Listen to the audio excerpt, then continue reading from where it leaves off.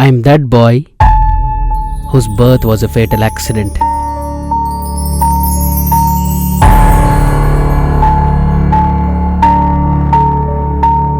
I am that boy whose only friend was my loneliness. I am that boy who survived but never lived. I am that boy who never had a right to fight for my rights.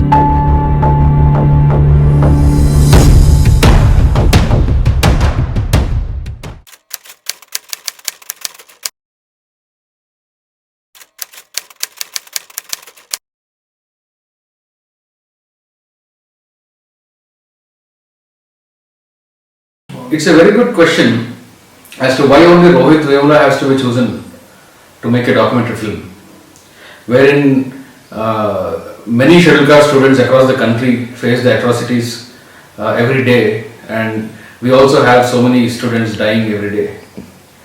But Rohit Vemula, in my opinion, it's not just atrocity of the scheduled caste, or it's not just any academic insults that the every scheduled caste student face in this country.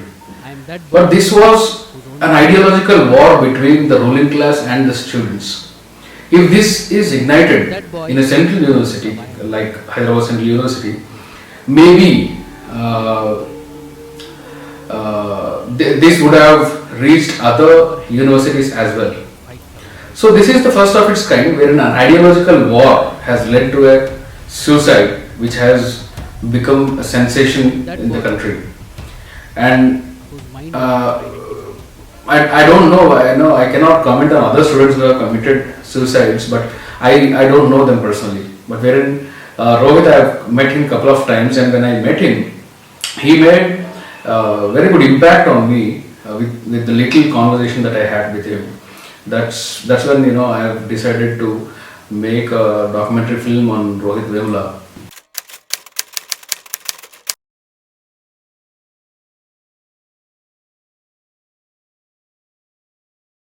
That's a very good question, in fact. See, I'm a documentary filmmaker.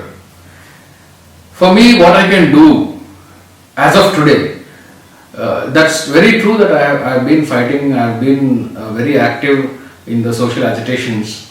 But as of today, what I can do is educate my people, educate the masses, or if I am unable to educate them, if I am unable to convince them to walk towards a successful revolution which can lead to liberty, equality and fraternity, what I can do is slap those minds, making them watch my documentary. At least after they watch my documentary, they think about the issues, or they feel ashamed that they did not participate, and they are also responsible for the deaths of Bahujan in this country.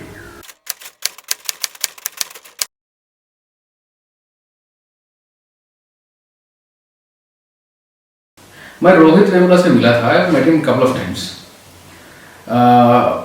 Once I had a little talk with him for about 5-6 minutes, and the second talk I had with him, that is after he was suspended, I think in the month of January 2016, before he died. He made a significant impact on me when I recollected back. Maybe I just overheard, I just did not think much about his words. But after he died, when I recollected my conversation with him, that has given me a very remarkable opinion on Rohit. But I think the couple of conversations that I had with him did not teach me much about him. But after his death, and after I started making this documentary film, I have learned about Rohit so much that maybe many would not see. One significant, as you asked, one significant thing that I noticed in him is uh, the way he looked, the way he understands the identity of an individual person. He was unprepared to confine a person's identity to even his gender. He had questions like there was an event in the university, and there were a couple of transgenders in the university, in the faculty also, the students also. So the form consists of either Mr. or Miss or Mrs. When Rohit had to make this application form for the participants, he opined, after all, why to have a title? Why to have a Mr. or a Miss or a Mrs.? Just let us just leave it blank. So this attitude of his, this understanding of his rather, speaks many words about him. The way he understands, the way he looks, the way he look at the individual identity.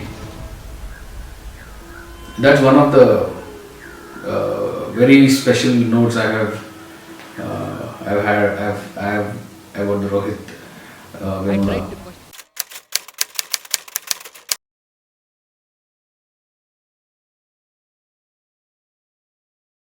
मैं रोहित वेमुला का documentary बनाते दौरान बहुत सीखा हूँ रोहित वेमुला के बारे में, रोहित वेमुला के बचपन के बारे में, उसके कॉलेज लाइफ के बारे में, और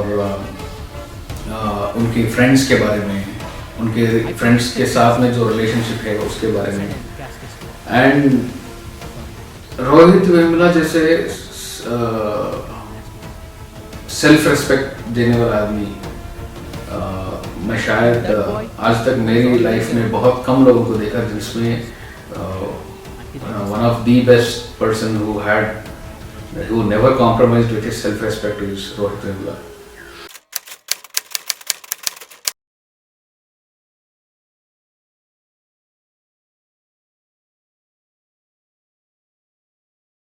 आपकी बात सही है कि शेड्यूल कास्ट के मुद्दे के ऊपर, शेड्यूल कास्ट की सफरिंग के ऊपर बहुत कम फिल्में बनी हैं और कम डायरेक्टर्स भी शेड्यूल कास्ट कम्युनिटी से है.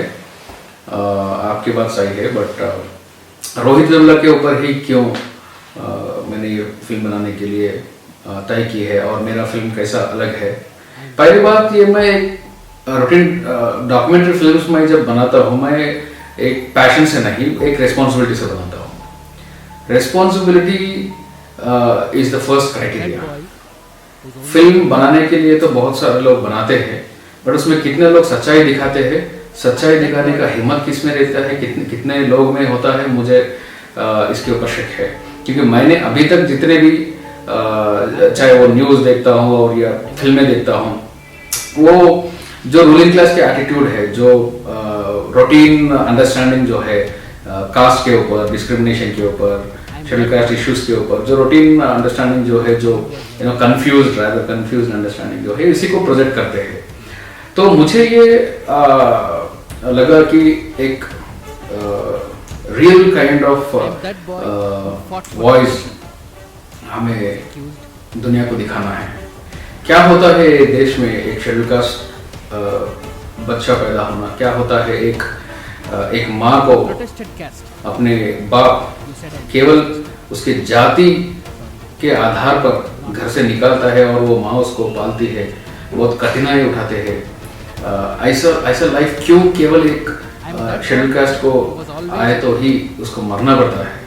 ऐसे तो लोग बहुत सारे सिंगल मदर्स है, बहुत सारे लोगों के पास पैसे नहीं है, गरीबी है, बट वो गरीबी को झेलते हैं, they become resistant to it. But Rohit Vemula जैसे लोग, बहुत कम लोग होते हैं जो गरीबी में भी होते हैं और बहुत सफरिंग भी होता है और वो बहुत लड़ाकू भी होते हैं. और फिलोसॉफिकली एक क्लैरिटी रहना और he fighting for whatever he believes in, right.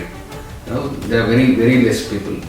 That's the reason Rohit Vemula has been chosen, and I try my best to rightly represent, rightly report Rohit Vemula's issue rather than just what people want to see. I will only project what is right, what not what people, not what people expect me to picture and tell them. I've been getting many comments. लोग बोल रहे हैं कि रोहित वेमुला ये जो BJP RSS के जो हार दिया था और सुशील कुमार को मारा था, ये सारे है।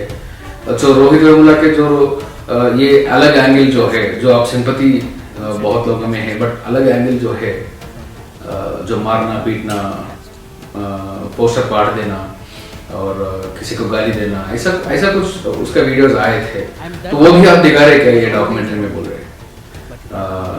लोग ऐसा मान रहे थे कि मैं ये सारा दिखाने वाला नहीं हूँ, वन साइड लेने वाला हूँ डॉक्यूमेंट्री फिल्म में। ये बिल्कुल गलत है। अगर रोहित एक वीडियो में एबीवीपी के पोस्टर फाड़ता है, किसी एबीवीपी के कार्यकर्ता या बीजेपी के कार्यकर्ता, आरएसएस के कार्यकर्ता के साथ में लड़ाई झगड़ा होता है, तो वो हुआ है, वो सच है। तो सच को नहीं हुआ है उसका रीजनिंग देने के लिए आई एम नॉट प्रिपेयर्ड। जो सच है वो सच है, और रोहित वेमुला इसको मानता था, वो ऐसा करना उसको ठीक लगा, वो किया, और जो वो किया वो डॉक्यूमेंट्री फिल्म में बताऊंगा।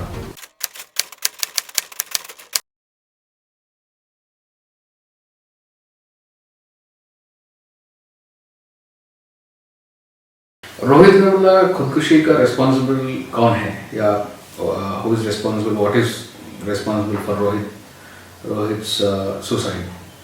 देखिए सही, ये सारा दुनिया जानता है कि रोहित वेमुला को कौन मजबूर किया वो सुसाइड, खुदकुशी का कदम उठाने के लिए। और ये सारी बातें जो है डॉक्यूमेंट्री फिल्म में क्रोनोलॉजिकल ऑर्डर में मैं ये बता रहा हूँ। बट रिस्पॉन्सिबल कौन है, ये एक फिलोसॉफिकल सवाल है। मैं केवल एक व्यक्ति को मैं रिस्पॉन्सिबल नहीं मान रहा हूँ, एक या दो व्यक्ति को रिस्पॉन्सिबल नहीं मान रहा हूँ। ये मेरा व्यक्तिगत ओपिनियन है। शायद ये ओपिनियन डिफर कर सकते हैं बहुत लोग जो रोहित वेमुला का इश्यू जानते हैं, बट ये एक फिलोसॉफिकल फाइट था, और ये एक अजीब सा माहौल आज के पीरियड में इंडिया में है, जो शायद 1980s में था, बहुजन मूवमेंट में, और शायद 1956 के पहले जब बाबा साहब थे तब ऐसा माहौल था कि एक रूलिंग क्लास एटीट्यूड के और ऑप्रेस्ड कम्युनिटीज के एटीट्यूड के बीच में जो लड़ाई फिर रोहित वेमुला के सुसाइड के बाद में आया। और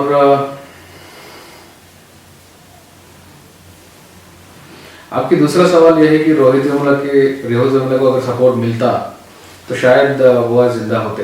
ये आपकी बात सही है, क्योंकि मैं ये जानता हूँ कि रोहित को सस्पेंशन के बाद में वो लोग बहुत सारे ऑर्गेनाइजेशंस को, बहुत सारे पर्टिकुलर लीडर्स को, नेशनल और स्टेट लेवल लीडर्स को, बहुत से लोगों को अप्रोच करे थे, जो लोग मरने के बाद में आके यूनिवर्सिटी में बैठे थे और बड़े बड़े बातें कर रहे थे, जो पार्लियामेंट में भी बड़े बड़े बातें कर रहे थे। ये सारे लोगों को रोहित और उसके दोस्त कांटेक्ट कर रहे थे, पर कोई आया नहीं। शायद सभी लोग अगर आते हैं, सिविल सोसाइटी उनके साथ में होती और एक पावर उनके पीछे होती जो पब्लिक का है, कम्युनिटीज का है, शायद रोहित वेमुला आज जिंदा होता। और अगर रोहित वेमुला जिंदा होता, मेरा पर्सनल ओपिनियन ये है कि अगर रोहित वेमुला जिंदा होता तो शायद आने वाला दिन में इससे भी कई गुना ज्यादा, कई गुना बड़ा रेवोल्यूशन वो इस देश में ला सकता था। अफसोस की बात है, रोहित वेमुला आज हमारे बीच नहीं है।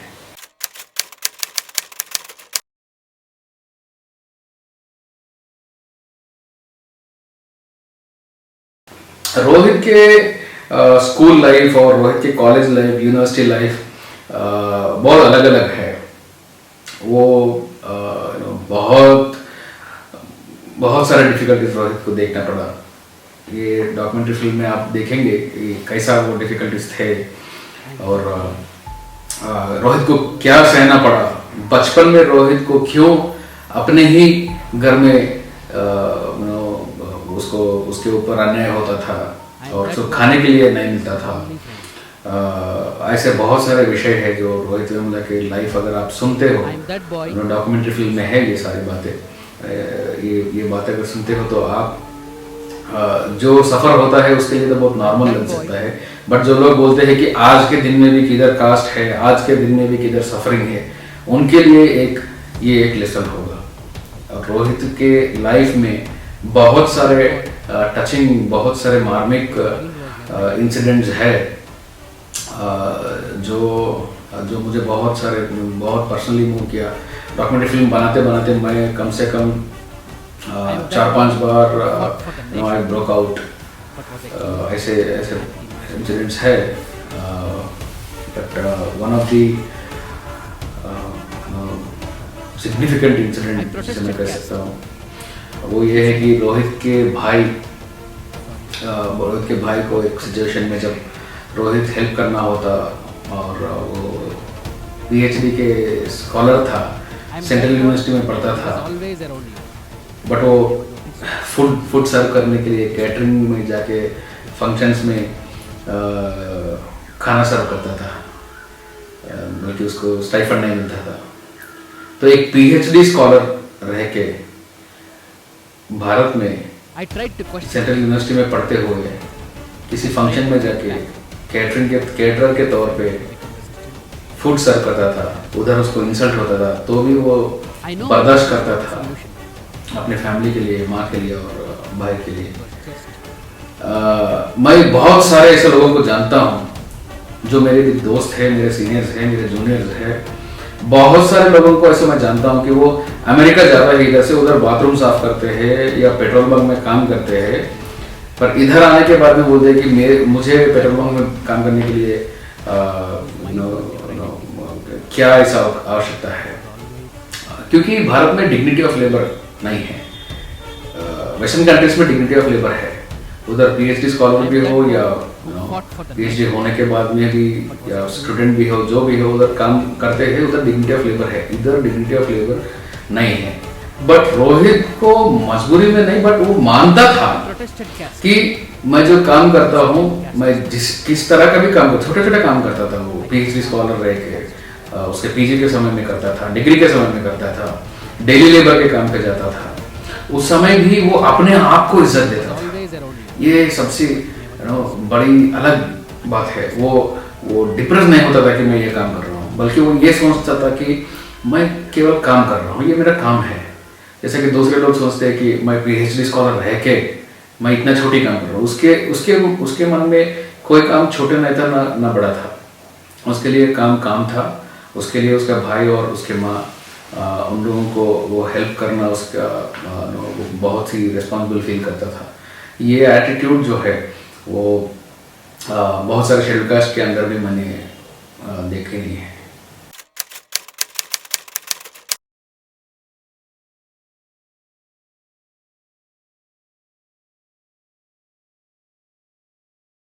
रोहित वेमुला डॉक्यूमेंट्री बनाते समय मुझे कैसा कठिनाई उठानी पड़ी।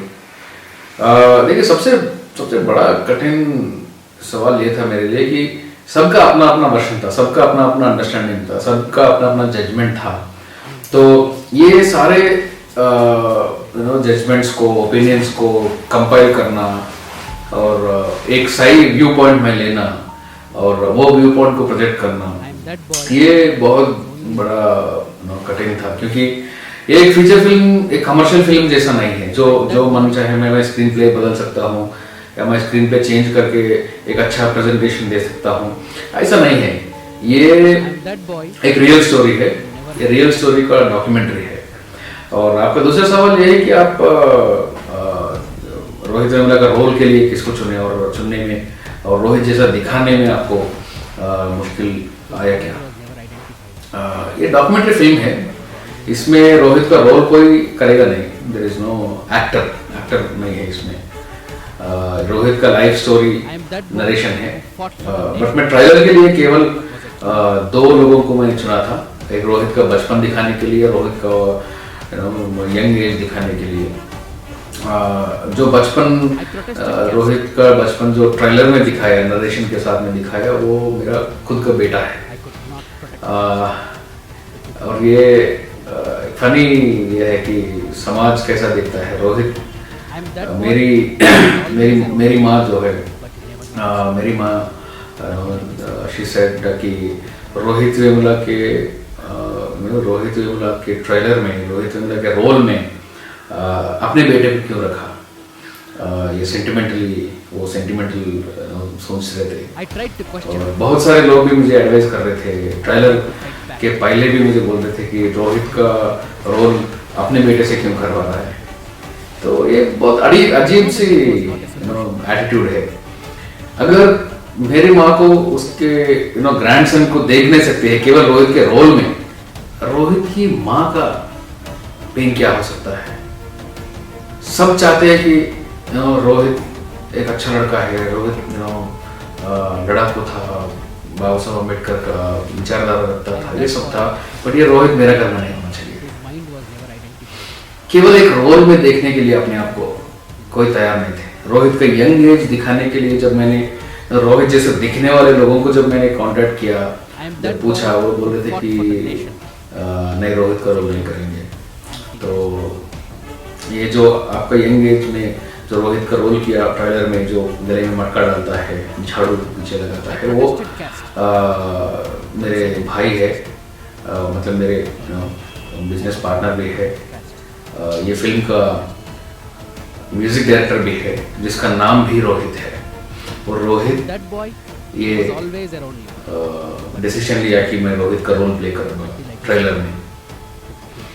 तो डॉक्यूमेंट्री फिल्म में कोई रोहित का रोल प्ले नहीं किया है। ये एक रियल स्टोरी है, रियल स्टोरी का डॉक्यूमेंटेशन है।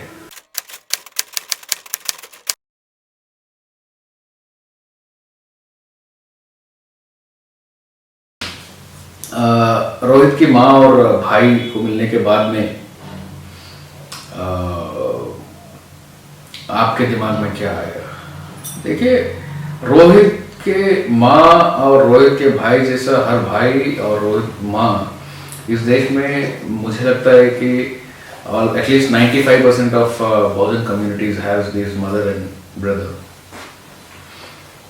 रोहित के भाई की लाइफ रोहित से कुछ कम नहीं था। जितना कठिनाई रोहित को उठाना पड़ा, वो राजा को भी करना पड़ा। और उनके माँ के बारे में जब मैं उनको पहले दिन जब मैं उनको देखा था, पर्सनल इंटरेक्शन नहीं हुआ था, बट रोहित जिस दिन गुजर गया, उस दिन उनके माँ के अंदर मैंने जो पेन देखा, उनके आंखों में जो सवाल देखा मैं, वो आज भी अभी भी है। अभी भी उनके अंदर वही पेन है, वही डिप्रेशन है, वही लोनलीनेस है। 1 साल के बाद में भी उनको मैं जब भी मिलता हूँ, मेरे मन में एक सवाल आता है, मेरे मन में एक ख्याल आता है कि रोहित के लिए, जब रोहित छोटा था, रोहित को लेकर उसके माँ, उसका हस्बैंड जब हकाल दिया था, घर से निकाल दिया था, जब रोहित को लेके, रोहित के लिए वो लड़ना शुरू करे थे, राधिका माँ रोहित के लिए लड़ना शुरू करे, रोहित को पाले, रोहित को पढ़ाई दिए, रोहित को कपड़ा दिए, और रोहित मरने के बाद में भी रोहित के लिए ही लड़ रहे हैं। ये अफसोस की बात है। राधिका माँ वैसा एक बहुत ही रेवोल्यूशनरी लेडी मुझे लगती है। और रोहित के मौत, रोहित के सुसाइड राधिका माँ को बहुत कुछ सिखाया। बाकी के जितने भी राधिका माँ के बारे में या राजा के बारे में आप डॉक्यूमेंट्री फिल्म में और ज़्यादा जानेंगे। आई एम श्योर कि जितना मैक्सिमम रोहित के रिलेशन में हो सकता था, उतना मैंने डॉक्यूमेंट्री फिल्म में दिखाई। उसके अलावा भी अगर कुछ मुझे लगता है कि कुछ लेफ्ट आउट हो गया डॉक्यूमेंट्री फिल्म में, वो मैं मेकिंग वीडियोस और डिटेल इंटरव्यूज जो कि डॉक्यूमेंट्री में मैं नहीं रख रहा हूँ, टाइम कंस्ट्रेंट की वजह से या स्टोरी नरेशन की वजह से, वो मैं इंडिविजुअली वो इंटरव्यूज को मैं अपलोड करने का कोशिश ज़रूर करूँगा।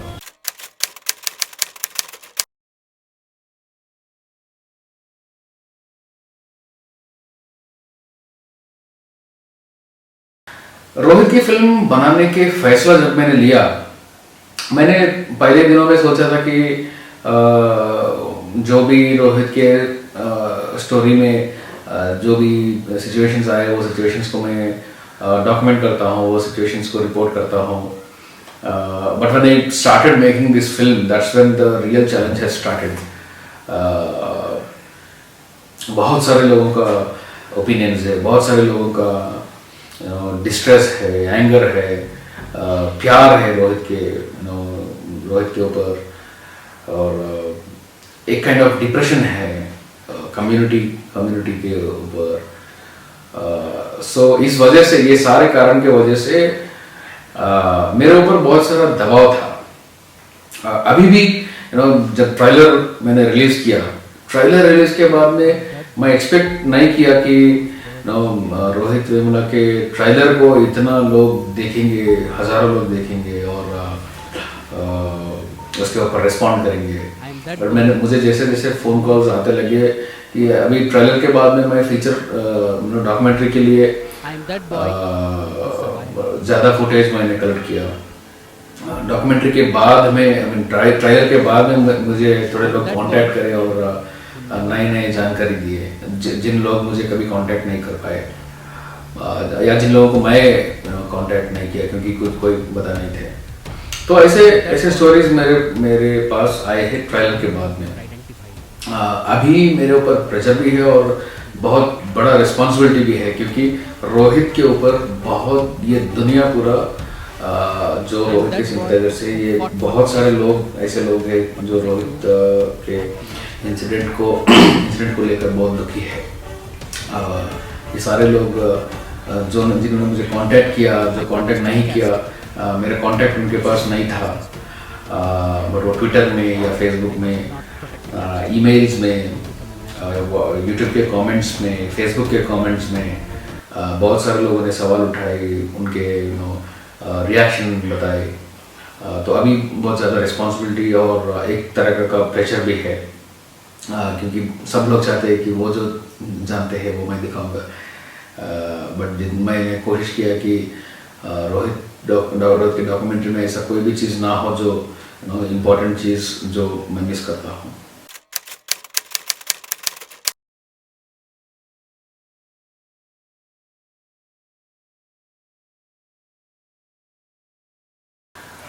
रोहित वेमुला एक वेरी स्ट्रॉन्ग अम्बेडकरेट था। ये ज़रूर था कि वो स्ट्रॉन्ग अम्बेडकरेट था। वो महात्मा फूले का विचारधारा रखता था, बाबा साहब अम्बेडकर का विचारधारा रखता था। स्टूडेंट्स यूनियन में भी वो, इसके पहले जो ऐसे के पहले भी जो स्टूडेंट्स यूनियंस में थे, वो उधर भी डिफ़र करता था। वो डिफ़र करने का बहुत बड़ा वजह ये होता था, सेंटर पॉइंट होता था कि डिस्क्रिमिनेशन और बाबा साहब अम्बेडकर के आइडियोलॉजी से डिफ़र करना। तो आइडियोलॉजी, मेरे ख्याल से रोहित बाबा साहब अम्बेडकर के आइडियोलॉजी का टेक्स्ट से भी ज़्यादा उसका कॉन्टेक्स्ट को जानता है। जैसा हम सब लोग बाबा साहब अम्बेडकर के फिलॉसफी के आधार पे बाबा साहब के विचारधारा रखते हैं, जैसा कि उनके केवल टेक्स्ट पे नहीं, उनके केवल एक किताब या केवल उनके स्पीच के ऊपर नहीं, बट उनके स्पीच जिस इंस्पिरेशन से वो बात रखे हैं, जिस फिलॉसफी के आधार के ऊपर बाबा साहब बात करते थे, वो फिलॉसफी को आधार रोहित बनाया था, जो बहुत कम लोग करते हैं। रोहित ज़रूर एक स्ट्रॉन्ग अम्बेडकरेट था, इसमें कोई डाउट नहीं है। और एक वो साइंस का राइटर बनना चाहता था। ये सब लोग जानते हैं क्योंकि वो सुसाइड नोट में भी रोहित लिखा था, बट रोहित को शायद रोहित वेमुला इस देश का या बल्कि दुनिया का भी शायद एक बड़ा साइंस राइटर, साइंटिस्ट बनता था। एक कौन माने who knows, maybe Rohit would have become a noted scientist from India after so many decades, I think. He would have definitely made his mark in the area of science if he was alive.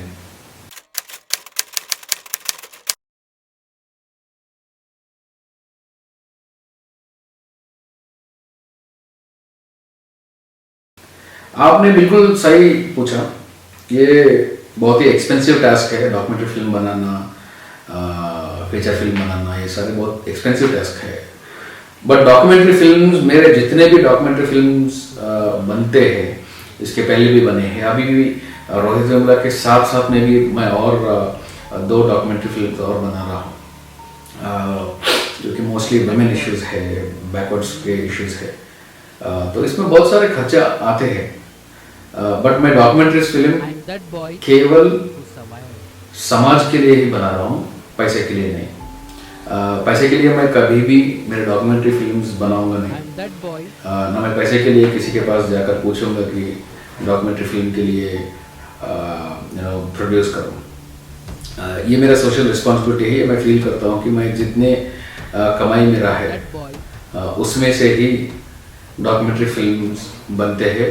अगर ये documentary film के लिए बनाने के लिए अगर कोई difficulties आते हैं, फाइनेंशियल डिफिकल्टीज आते हैं, तो ये सारा पब्लिक इंटरेस्ट जो मेरा एनजीओ है, पब्लिक इंटरेस्ट में बोर्ड ऑफ द डायरेक्टर्स है, हम लोग फंडिंग इसके लिए रेज करते हैं, हमारे आउट ऑफ पॉकेट करते हैं। या अगर पब्लिक इंटरेस्ट को कोई डोनेशंस देना चाहते हैं तो हम लेते हैं, उसमें से हम निकाल के ये खर्च करते हैं।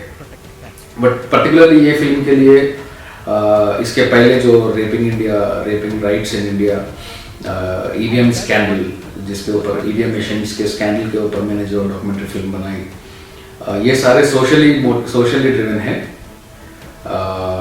एक सोशली मोटिवेटेड फिल्म्स है, कमर्शियली नहीं है। दूसरे कमर्शियल फिल्म्स भी हम बनाएंगे आने वाले समय में, बट वो कमर्शियल फिल्म्स में भी सोशल एंगल प्रोमिनेंट रोल लेकर रहेगा। और जितने भी वो कमर्शियल फिल्म से रेवेन्यू मुझे मिलेगा, वो रेवेन्यू में 90% सोसाइटी के लिए और डॉक्यूमेंट्री फिल्म्स बनाने के लिए, लोगों को जागृत करने के लिए ही हम इस्तेमाल करते हैं। ये हमारा कंपनी का प्रिंसिपल हमने बनाया है। इस वजह से मैं ये सभी लोगों को ये रिक्वेस्ट करता हूँ कि पब्लिक इंटरेस्ट के यूट्यूब चैनल को आप सब्सक्राइब करें। पब्लिक इंटरेस्ट का फेसबुक पेजेस है, वेबसाइट है publicinterest.in, इसके ऊपर आप सब्सक्राइब करें और इसको ज़्यादा से ज़्यादा लोगों तक पहुँचाएं। इसमें ये इंटरेस्ट है, जैसा हमारे एनजीओ का नाम है पब्लिक इंटरेस्ट,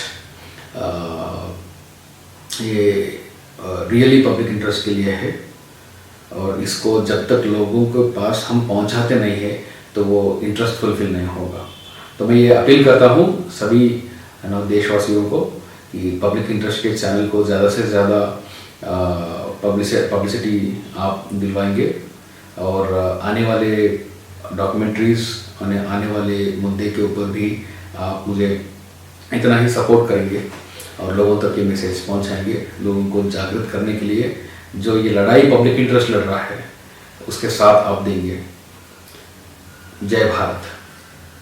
रोहित वेमुला के डॉक्यूमेंट्री 17 जनवरी, जो रोहित वेमुला के फर्स्ट एनिवर्सरी है, उस दिन रिलीज होने वाला है पब्लिक इंटरेस्ट यूट्यूब चैनल के ऊपर। सभी पब्लिक इंटरेस्ट यूट्यूब चैनल को सब्सक्राइब करें और रोहित वेमुला के ऊपर ये जो डॉक्यूमेंट्री फिल्म बन रहा है इसको ज़्यादा से ज़्यादा लोगों तक पहुंचाए, और रोहित वेमुला का आवाज़ सबके पास जाना है, इस आशा मैं रखता हूं। और नेशनल दस्तक जो मुझे ट्रेलर रिलीज के दिन से आज तक सपोर्ट कर रहा है और हर समय फॉलो कर रहे हैं, और रोहित वेमुला की डॉक्यूमेंट्री फिल्म बनाने में मीडिया लेवल में जो पब्लिसिटी नेशनल दस्तक दे रहे हैं, मैं इसके लिए नेशनल दस्तक को धन्यवाद कहता हूँ। और आने वाले समय में भी जो भी सोशल मूवमेंट के लिए और सोशल मुद्दे के लिए, सामाजिक जागरण के लिए जो भी काम करेगा वो पब्लिक इंटरेस्ट को कांटेक्ट कर सकता है। और पब्लिक इंटरेस्ट हर वो रियल मुद्दे को साथ देगा, सहयोग देगा। अगर चाहे तो पब्लिक इंटरेस्ट की सारी टीम आपके पास आएगा और आपका स्टोरी ये दुनिया को दिखाएगा।